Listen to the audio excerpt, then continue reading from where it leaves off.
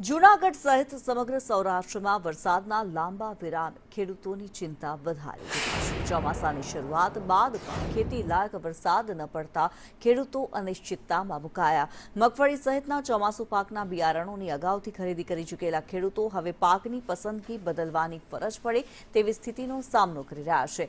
મોંઘા બિયારણ, વધતો ખેતી ખર્ચ અને વરસાદની અનિશ્ચિતતા વચ્ચે ખેડૂતો સરકાર પાસે આર્થિક સહાય, વ્યાજમુક્ત લોન અને વિશેષ રાહત પેકેજની માંગ કરી રહ્યા છે। બીજી તરફ કૃષિ નિષ્ણાતો ખેડૂતોને ગભરાવાના બદલે બદલાતી પરિસ્થિતિ પ્રમાણે ખેતીનું આયોજન કરવાની સલાહ આપી રહ્યા છે। મોડો વરસાદ પડે તો ટૂંકા ગાળાના પાકો, મિશ્ર પાક પદ્ધતિ અને ઉપલબ્ધ પાણીનો યોગ્ય ઉપયોગ કરવાની ભલામણ કરવામાં આવી છે।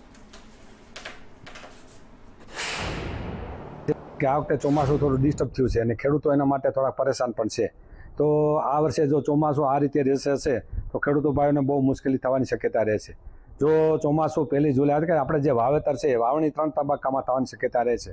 એક તો થોડા ઘણા 30% વિસ્તારમાં વાવેતર કદાચ થઈ ગયું છે, વાવણી કદાચ છેલ્લા વીકમાં જૂનમાં થશે અને પછીનું બાકી જે રહી જાય વિસ્તાર 50%, તો એમાં ખેડૂતોએ થોડુંક પાક પેટર્ન બદલાવાની જરૂર છે।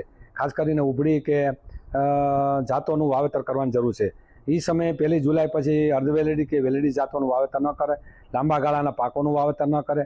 બીજું ખાસ કરીને ટૂંકા ગાળાના પાકો અથવા તો મિશ્ર પાકો અથવા તો રિલે પાકોનું વાવેતર કરવું જરૂરી છે। 20ના વર્ષમાં તજજ્ઞો, વૈજ્ઞાનિકો, આગાહીકારો બધા એમ નબળું રહેવાનું છે અને અલ નીનોની અસર પડવાની છે।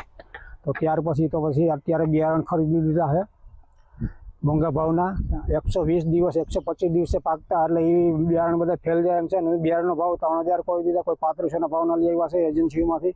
હવે એને 1200 ને 1100 પાછા વેચવાના છે યાર્ડની અંદર દાણા મગફળીના। હવે ટૂંકા ગામના લે એટલે પાછા એના 2200-2500 દે અને પછી જો હજી વરસાદ ખેંચાય એક ફેરી વાવણી થઈને તો એ કંઈ પાકે એમ નથી। એટલે ખેડૂતની પરિસ્થિતિ બહુ નબળી છે અને સરકારને આ વખતે ધ્યાન દોરવું જોઈએ કે ખેડૂતને વગર વ્યાજની લોન ખરીદી માટે આપવી પડે।